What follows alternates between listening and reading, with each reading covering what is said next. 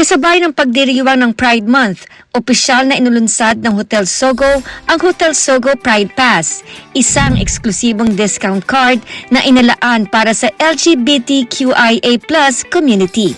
Bahagi ng paglulunsad ng isang wellness event na dinaluhan ng mga media partners, influencers, mga miyembro ng LGBTQIA+ community at iba pang guests bilang simbolo ng pagkakaisa at inclusivity.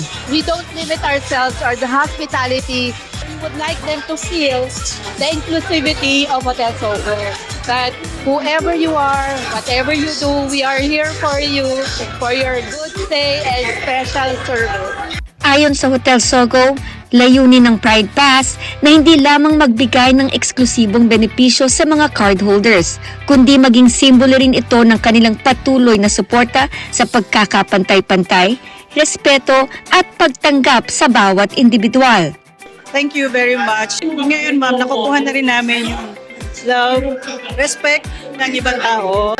And thank you sa straight people na nakakaintindi at saka nagbibigay ng chance sa aming mga member ng LGBT. Ayun, happy Pride! Saka mabuhay po tayo lahat. Love one another. Sa pamamagitan ng Pride Pass at ng wellness event, muling pinagtibay ng Hotel Sogo ang kanilang pangakong magbigay ng isang ligtas, bukas at welcoming na espasyo para sa lahat.